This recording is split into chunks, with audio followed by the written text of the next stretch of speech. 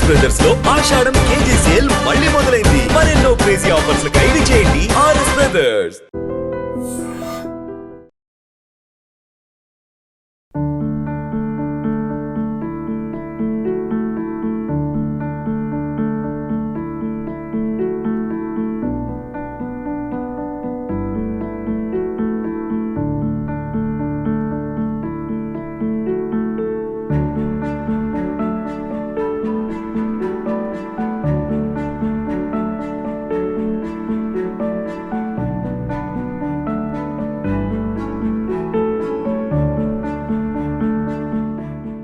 అంబేద్కర్ కోనసీమ జిల్లాలో ప్రస్తుతం వ్యవసాయ విప్లవం జరుగుతోందని చెప్పాలి.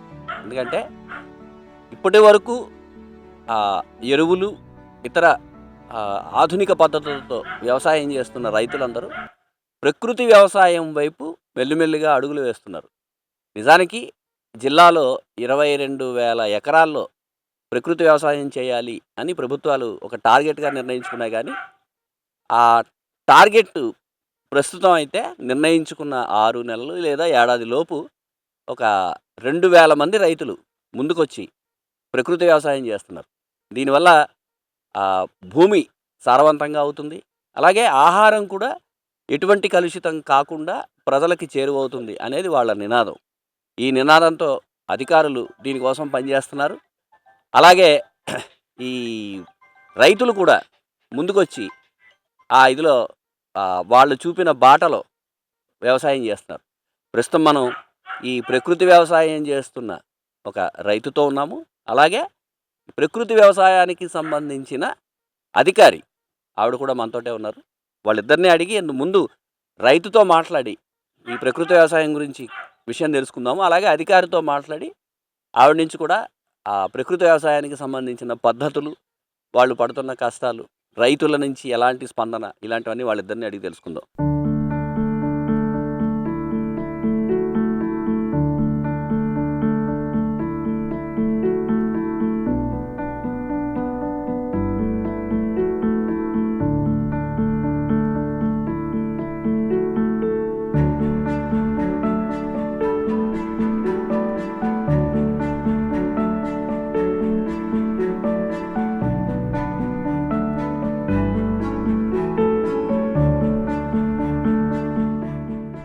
నమస్తే సార్.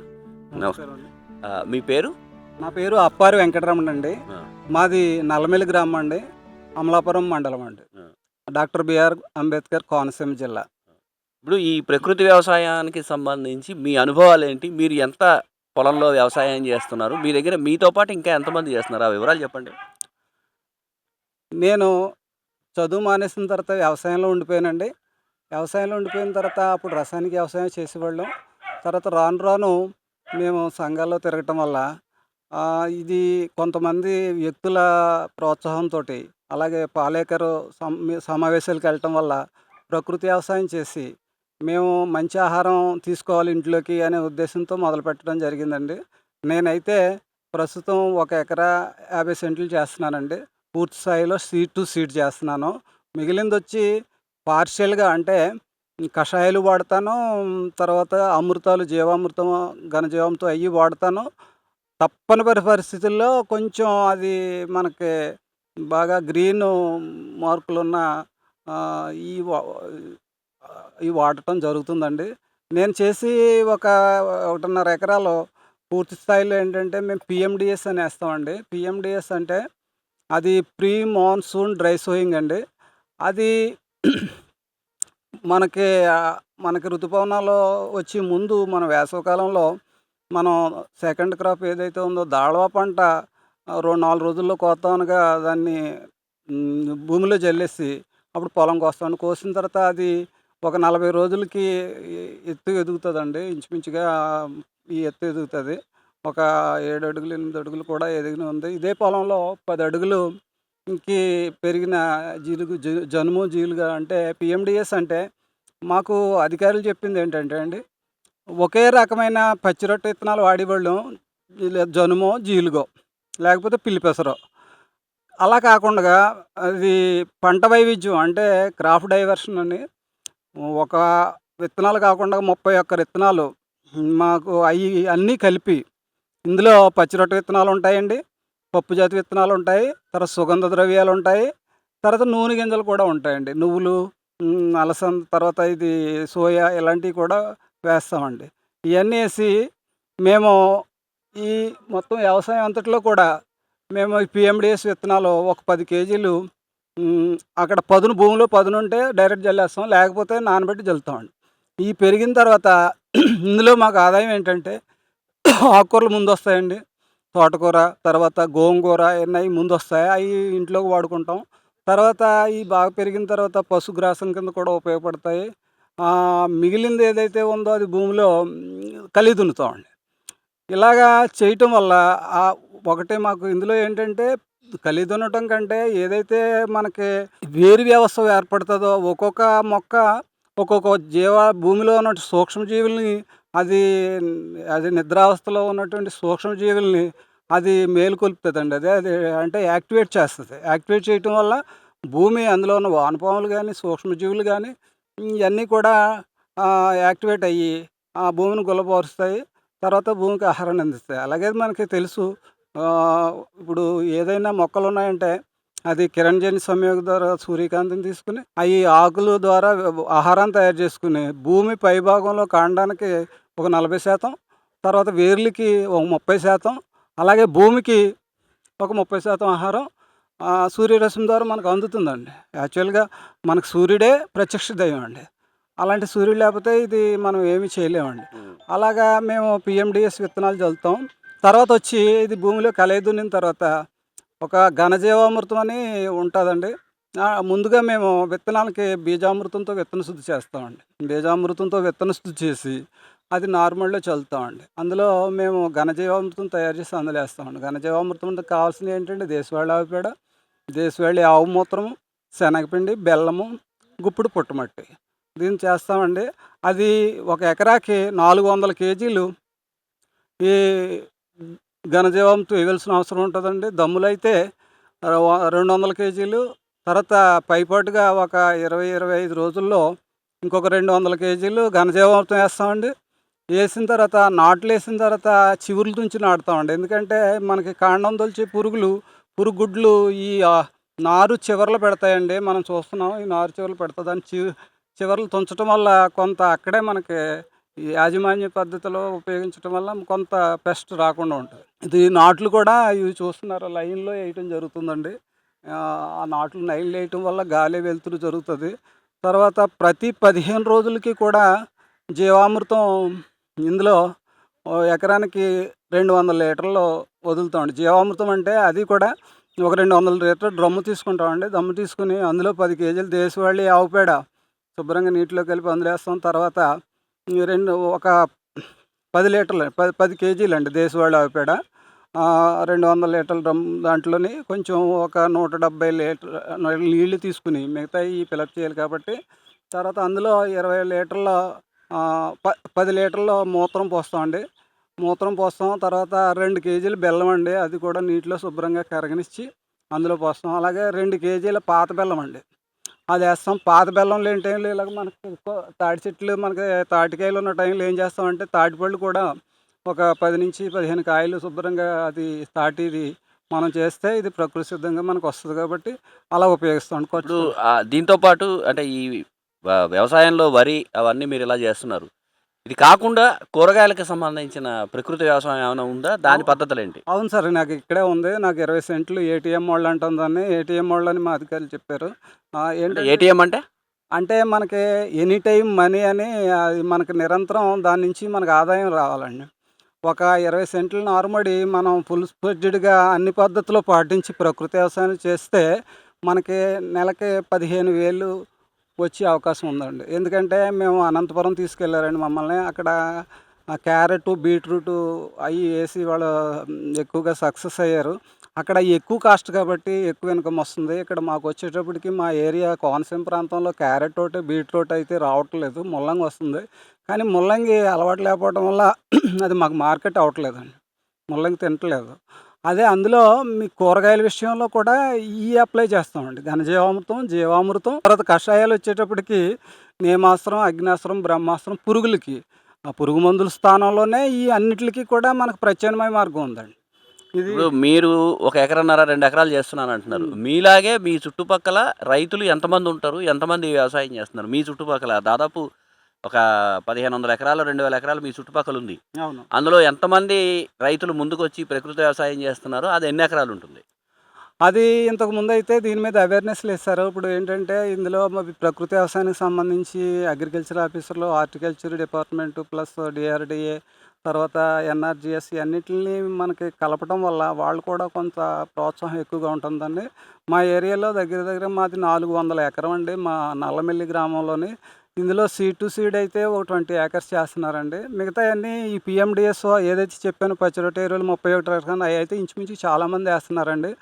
గవర్నమెంట్ నుంచి వాళ్ళు అంటే రైతుల దగ్గర డబ్బులు ఆళ్ళు కొనుక్కొనొచ్చి అన్నీ కలిపి మిక్స్ చేసి రైతులకి ఇస్తుంటే వాళ్ళు డబ్బులు రైతులు ఇచ్చేస్తున్నారు.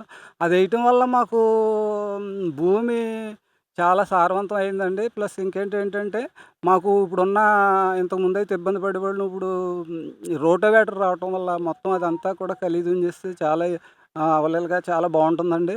ఇప్పుడు మార్కెటింగ్ పరిస్థితి ఏంటండి? ఇక్కడ పండించిన వాటికి మామూలుగా ప్రజల్లో ఇంకా చైతన్యం రాలేదు అని అనుకుంటున్నారు కాబట్టి, వీటి పట్ల మార్కెటింగ్ ఎలా ఉంటుంది?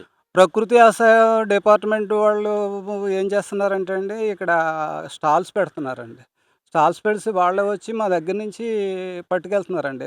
ఎక్కువ రేట్ ఇచ్చి నాకైతే సాధారణంగా నేను గత 20, 25 ఏళ్ల నుంచి రైతు సంఘాల్లో తిరగటం వల్ల, లేకపోతే నాకు దేశవ్యాప్తంగా ఉన్నటువంటి రైతు సంఘంలో నేను ఉండడం వల్ల, నాకు ఇక్కడ డాక్టర్లు, బ్యాంక్ మేనేజర్లు అందరూ కొంచెం దీని మీద ఆరోగ్యం మీద సరే అవగాహన ఉన్నవాళ్ళందరూ నాకు పరిచయాల వల్ల నేను వాట్సాప్ గ్రూపుల ద్వారా పెడతానండి. నా దగ్గర ఇంత బియ్యం ఉంది. నేను బ్లాక్ రైస్ పండిస్తాను.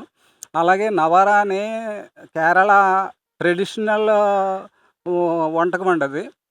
కేరళ సాంప్రదాయక వంటకం. అది షుగర్ పేషెంట్‌కి అమృతతుల్యం అండి. అది పండిస్తాను. అది రూ. 130కి, రూ. 140కి అమ్ముతాం. అదే ఆన్‌లైన్‌లో అయితే రూ. 300 కూడా అమ్ముతున్నారండి. అలాగే బ్లాక్ రైస్ ఉంది. బ్లాక్ రైస్ అయితే కాలాబట్టి అనే రకం. 150 రోజులు దాని పంట కాలం. అది అందులో యాంటీ ఆక్సిడెంట్స్ ఉండటం వల్ల క్యాన్సర్ పేషెంట్‌లకి అద్భుతంగా పనిచేస్తది. అలాగే బరువు తగ్గాలన్నా, లేకపోతే మోకాళ్ళ నొప్పులయి తగ్గాలన్నా, వెయిట్ ఉన్నవాళ్ళు ఈ కంప్లెయింట్స్ తగ్గాలంటే చాలా అద్భుతంగా పనిచేస్తదండి క్యాన్సర్ పేషెంట్స్. అందులో ఫైబర్ ఎక్కువగా ఉంటది. ఓన్లీ పై తొక్క తీస్తాం అందులోనే. తవుడు రూపం అసలు చెయ్యం. ఫైబర్ ఎక్కువగా ఉండడం వల్ల మనిషికి కావాల్సిన ఫైబరు, అందులో బి6, బి12 అన్నీ కూడా పోషక పదార్థాలన్నీ అందుతాయి. కానీ ఇప్పుడు సమాజంలో ఏం చేస్తున్నారంటే ఆ పాలిష్డ్ బియ్యం పూర్తిగా పాలిష్ చేసి తవుడు రూపంలో బయటికి పంపేస్తున్నారు. అయేమో పశువులు తింటున్నాయి, ఆవులు, గేదెలు తింటున్నాయి, ఆరోగ్యంగా ఉంటున్నాయి. ఇది ఏదైతే ఈ రా రైస్ అంటే పూర్తిగా పాలిష్డ్ బియ్యం తింటున్నారో అది ఓన్లీ పిండి పదార్థాలు ఉంటాయండి. అది షుగర్ కంటెంట్స్‌గా మారిపోతాయి. అది తినటం వల్ల పూర్తి రుచిగా ఉండొచ్చు, లేకపోతే అది ఒక ఫ్యాషన్‌గా ఉండొచ్చు కానండి, పూర్తి తెలీదండి. ఏదైతే మనం బ్లాక్ రైసు, రెడ్ రైసు లేకపోతే మామూలు రైస్‌నే మనం బ్రౌన్ రైస్ కింద వాడుకుంటే, అంటే తౌడు తక్కువ తీస్తామండి మేము. ఆ బియ్యమే అడుగుతారు మమ్మల్ని. ఆ తౌడు తక్కువ తీయటం వల్ల అందులో ఇది హ్మ్. ఏదైతే మాకు ఫైబరు మొత్తం ఇయన్నీ ఉండటం వల్ల ఆరోగ్యానికి ఉపయోగపడతదని. మార్కెట్ అయితే నాకు రిక్వైర్మెంటే లేదు. ఇప్పుడు నా దగ్గర సరుకే లేదండి. అలాగ అయిపోతాయి ఆటికిలాగా అవి పట్టుకుని ఇంటికొచ్చి మళ్ళీ పట్టుకెళ్తారండి. కార్ల మీదొచ్చి కూడా పట్టుకెళ్తారు. ఎందుకంటే ఇందులో అవగాహన ఉన్నవాళ్ళు. నేను నిరంతరం ఏదో పనిలో ఉంటాం. ఆళ్ళు అనుకుని బియ్యం అయిపోతే అనుకుంటే ఆళ్ళే వచ్చి పట్టుకెళ్తారు. అలాగా రావటం వల్ల నేను మార్కెట్ అయితే సమస్య లేదండి. గతంలో నేను బ్లాక్ రైస్ పండించి పడేసిన రోజులున్నాయి. కానీ ప్రస్తుతం అయితే ఇప్పుడు నా దగ్గర ఇంకా టైం ఒకటండి. ఇక్కడేంటంటే ప్రకృతి వ్యవసాయంలో మాకు కొంచెం కొన్ని ప్రాబ్లమ్స్ ఏంటంటే ఒక 10 నెలల పాటు నిలవపెట్టాలండి. నిలబెట్టాలంటే చిన్న చిన్న రైతులు అలా నిలవపెట్టడానికి వాళ్ళ దగ్గర సొమ్ము ఇలా డబ్బులు పంట నష్టం పంట ఇది నిలబెట్టడం వల్ల ఆళ్ళు కొంచెం వడ్డీలు అయి భారాలు ఈట్లి కషాయాలకి ఆటిలకి తయారు చేయటానికి ఆళ్ళు అమ్ముకొని ఆళ్ళ జీవనం సాగించాలి కాబట్టి అది కొంచెం ఇబ్బందవుతది. అలాగే మాకు ఈ ప్రకృతి వ్యవసాయం కూరగాయలే కూడా మాకు ఇంట్లో ఉపయోగించుకుంటాను. కూరగాయలు కూడా మాకు వాట్సాప్‌లో పెడితే ఇన్ని కూరగాయలు ఏమున్నాయంటే అక్కడికొచ్చి పలానా పాయింట్ పట్టుకెళ్తే మాకు ఆజాద్ ఫౌండేషన్ అని అమలాపురం ఉందండి. అలాగే కొన్ని స్వచ్ఛంద సంస్థలున్నాయి. అందులో ఉన్నవాళ్ళకి వాట్సాప్‌లో పెడితే ఆ పాయింట్‌కొచ్చి మేము అక్కడ ఇన్ని అని మేము చెప్తే ఆళ్ళు తీసుకొని వెళ్ళిపోతారండి.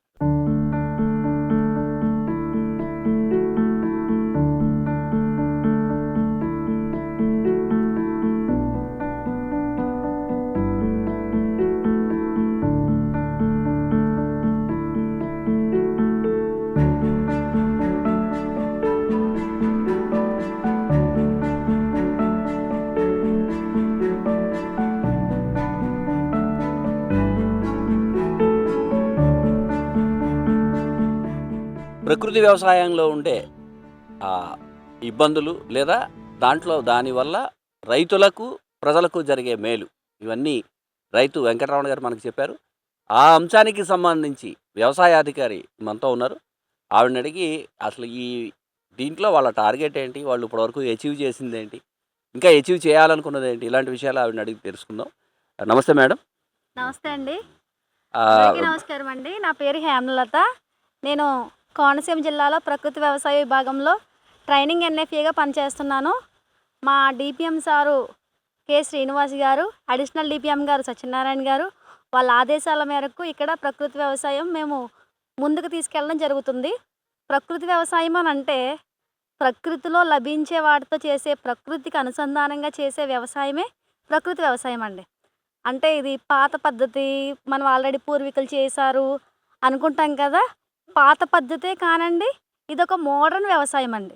మోడర్న్ వ్యవసాయం అని ఎందుకు అంటున్నామంటే, ఆల్రెడీ పాత పద్ధతిని మనం దాన్ని కొంచెం మోడల్గా చేస్తున్నాం.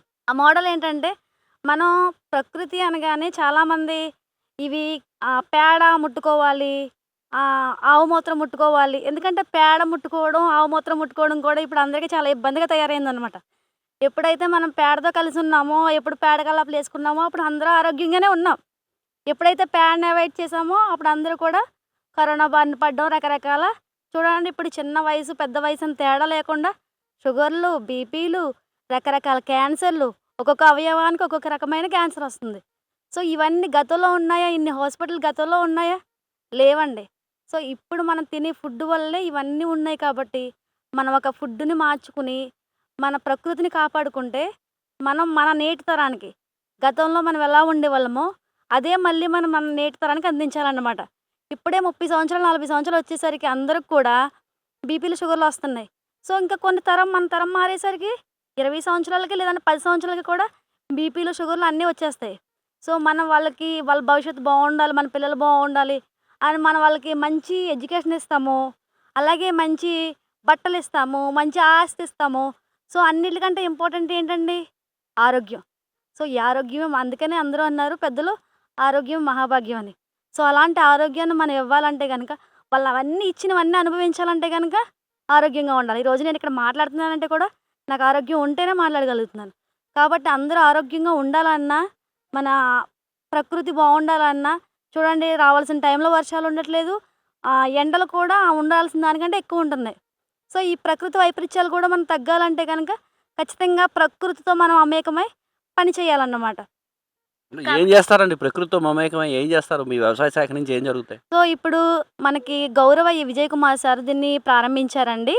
ఇదేంటంటే చిన్న సన్నకారు రైతులు ఎవరైతే ఉన్నారో, చాలామంది రైతులు చూడండి ఒక 10 ఎకరాల కౌలుకు తీసుకోవడం, ఆ 10 ఎకరాలకి ఎకరానికి ₹1,00,000 పెట్టుబడి పెట్టడం, లేదా 40,000 పెట్టుబడి పెట్టడం, ఇలా 10 ఎకరాల్లో ఒకేసారి నష్టం వచ్చిందనుకోండి, ఆ ఎరువులకి పురుగు మందుకి మళ్ళీ దాని అప్పులు తీర్చలేక చాలా ఒక్కొక్కసారి మనం ఆత్మహత్యలు కూడా చూస్తూనే ఉన్నాం. అవును కదండి. సో అలాంటి ఏమీ లేకుండా చిన్న సన్నకారు రైతులను కూడా పేదరికం నుంచి బయటకు తీసుకురావాలంటే కనుక ఉన్నది ఒకే ఒక పరిష్కారం. ఎందుకంటే రైతులందరూ ఉండే కొద్దీ ఆ బస్తాలు యూరియాలు డిఏపీలు పెంచుకుంటూ వెళ్తున్నారు. దానివల్ల వాళ్ళకి డబ్బుల సమస్యే కాకుండా ఆరోగ్య సమస్యలు కూడా వస్తున్నాయి. అలాగే పెట్టుబడి ఖర్చులు ఎక్కువైపోతుంది, వచ్చిన దిగుబడి ఎక్కువ దిగుబడి పండిస్తున్నాం అనుకుంటున్నారు. కానీ వచ్చిందంతా ఒక ఎకరానికి 40,000 30,000 వస్తే ఖర్చులు కూడా 40,000 30,000 ఉంటున్నాయి. దాంతో సమానం అయిపోతుందన్నమాట. వాళ్ళకు మిగిలిది కూడా ఏమి ఉండట్లేదు. అలాంటి చిన్న సన్నకారు రైతులు ముందుకు తీసుకెళ్లాలన్నా, పేదరికం నుంచి ముందుకు తీసుకురావాలన్నా కూడా వాళ్ళు ఖచ్చితంగా ఈ ఎరువుల బాధ నుంచి బయటపడాలి ఫస్ట్. సో ఎరువులు తగ్గించుకున్నప్పుడే మనం వాళ్ళని పేదరికం నుంచి బయటకు తీసుకురాగలం. కానీ ఎరువులు తగ్గిస్తే పంట పండుతుందా అనే ఆలోచన ఎవరికైనా సరే పంట పండదు అని అనుకుంటున్నారు. పంట పండుతుందండి. గతంలో ఎలా పండిందో ఇప్పుడు కూడా అలాగే పండుతుంది. మనం చూడండి, అడవిలో ఉంటాము. అడవిలో చాలా వరకు పెద్ద పెద్ద వృక్షాలు, ఊడలు అవన్నీ చూస్తుంటాం. చాలా పచ్చగా ఉంటాయి, చాలా దృఢంగా ఉంటాయి, స్ట్రాంగ్గా ఉంటాయి. వాటికి ఎవరు వెళ్ళి యూరియా డిఏపీలు వేయరు కదా, అంతే కదండి. సో అక్కడ మనం ఏమి వేయము, అవి అంతటా అవే బతుకుతాయి. సో ప్రకృతి అనేది దాని అంతటా అది బతికే అంత అవకాశం దానికి ఉంటుంది. దాని ఆహారం దాన్ని తయారు చేసుకోగలవు. మొక్కలు అనేవి స్వయం పోషకాలు. సో దాన్ని తయారు చేసుకునే విధంగా మనం ఉంచడమే ప్రకృతి వ్యవసాయం. మీరు ఏం చేస్తారు రైతులకి దీంట్లో భాగంగా వాళ్ళు ఏ విధంగా ప్రకృతి వ్యవసాయం చేయాలి అంటే, ప్రకృతి వ్యవసాయం చేయాలంటే ఫస్ట్ భూమిని మార్చాలి. భూమిని ఆల్రెడీ మన భూమిని చూడండి, జబ్బు పడిపోయిన మనిషిని ఎలాగైతే మనం మంచి స్టేజ్‌లోకి తీసుకురావాలంటే టాబ్లెట్ వేయడం వల్ల మంచి స్టేజ్‌లోకి రారు. సో, మంచి ఫుడ్ ఇవ్వడం వల్ల మంచి స్టేజ్‌లోకి వస్తారు. అలాగే భూమిని కూడా మార్చాలంటే గనక మనం ఎరువులు, పురుగు మందులతో కాదు. అది న్యాచురల్‌గానే అవుతదన్నమాట. సో, దానికోసం మనం పీఎండీఎస్ అంటే అన్ని రకాల విత్తనాలని కలిపి మనం వరి కోతలు కోసేటప్పుడు ఖాళీగా ఉండకుండా ఆ టైంలో వేస్తే గనక భూమి చాలా వరకు మార్పు చెందుతది. దాంట్లో ఏముంటాయి? చిరుధాన్యాలుంటాయి. చిరుధాన్యాలు ఏమొస్తాయి? రాగులొస్తాయి, కొర్రలొస్తాయి, జొన్నలొస్తాయి, అరికలొస్తాయి, సామలొస్తాయి. అదే పప్పు ధాన్యాలుంటాయి. పప్పు ధాన్యాల్లో ఏముంటాయి? మినుములొస్తాయి, పెసలొస్తాయి, కందులొస్తాయి. అలాగే ఆకుకూరలు, గోంగూర, తోటకూర, పాలకూర, కూరగాయలు, బెండ, చిక్కుడు, అలాగే తీగజాతి, ఆనప, కాకర, సొర ఇలాంటివన్నీ తీగ జాతిలోకి వస్తాయండి. సుగంధ ద్రవ్యాలు, మెంతులు, ఆవాలు ఇలాంటివన్నీ కూడా. సో, ఇలాంటివన్నీ నూనె గింజలు, నువ్వులు ఇలాంటివన్నీ కలిపి వేయడం వల్ల అన్ని రకాల వేరు వ్యవస్థ భూమిలోకి వెళ్ళడం వల్ల భూమికి కావాల్సిన అన్ని రకాల సూక్ష్మజీవులు భూమిలో డెవలప్ అయ్యి, సో, భూమికి ఏదైతే పోషకాలు కావాలో, పంటకి ఏదైతే పోషకాలు కావాలో అవన్నీ కూడా వచ్చి వరి పంటకి సమృద్ధిగా అందిస్తాయన్నమాట. దానివల్ల అసలు మనకి ఇమ్యూనిటీ పవర్ ఉంటేనే మనం ఎప్పుడైనా సరే హెల్తీగా ఎలా ఉంటామో, మొక్క కూడా ఇమ్యూనిటీ పవర్ కావాలి కాబట్టి ఆ ఇమ్యూనిటీ పవర్ అంతా భూమికి అందుతుంది. ఆ భూమికి అందినప్పుడు మొక్క ఆరోగ్యంగా ఉంటుంది. అప్పుడు మనం ఏ ఎరువులు, పురుగు మందులు వాడకపోయినా సరే దానంతట అది మొక్క స్ట్రాంగ్గా నిలబడగలుగుతుంది. సో, ఎప్పుడు ఎరువులేసి పండిస్తే ఎంతైతే దిగుబడి వస్తుందో ఈ ప్రకృతి వ్యవసాయంలో కూడా అంతే దిగుబడి వస్తుంది. సో, మనం ఇంకా లోపల ఉన్న సూక్ష్మజీవుల్ని యాక్టివేట్ చేయడానికి ఘనజీవామృతం, ద్రవజీవామృతం కొన్ని రకాల టైం టు టైం ఇస్తే గనక ఖచ్చితంగా రైతులకు అసలు ఎటువంటి నష్టం ఉండదండి ఇందులో. రైతులందరూ కూడా ఒకేసారి మేము ఇది అలవాటు చేసుకోలేము అనుకుంటే కనుక వాళ్ళకున్న ఈ ఫ్లాట్లలో నుంచి, మడుల్లో నుంచి ఒక మడిని తీసుకుని దానిలో ప్రకృతి వ్యవసాయం చేస్తే కనుక మీకు ఒక పంట 2 పంటలు అయ్యేసరికి ఆ మడికి ఈ మడికి ఉన్న మట్టికి తేడా తెలుస్తుంది. మట్టి రంగులో తేడా తెలుస్తుంది. మట్టి ఆ లూజులో తేడా తెలుస్తుంది. మట్టి పట్టుకునే ఆ వాటర్ని పట్టుకునే విధానంలో తేడా తెలుస్తుంది.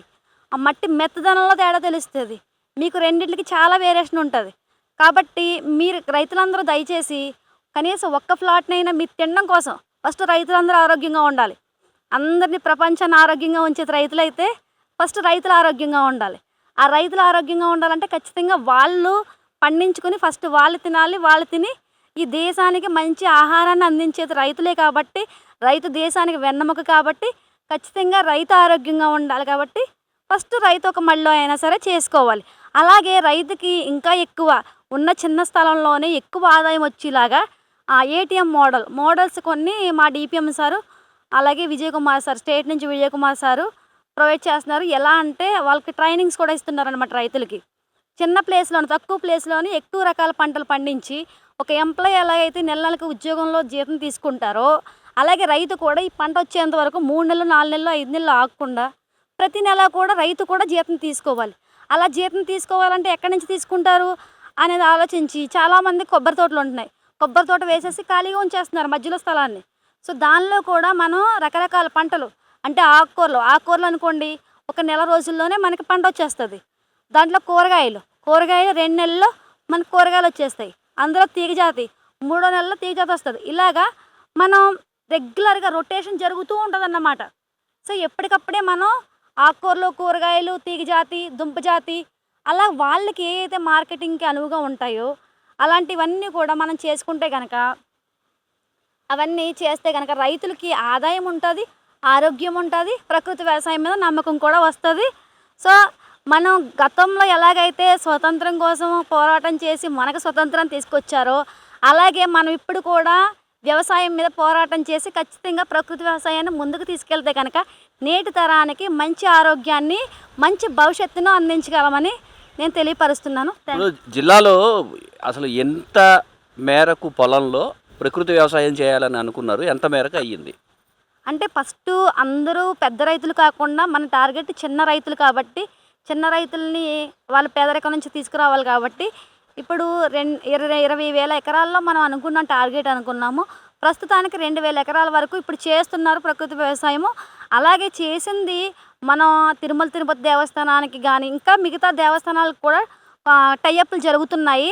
సో అన్ని దేవస్థానాలకు ఇవ్వాలంటే మన దగ్గర రైతులు ఇంకా చెయ్యాలన్నమాట.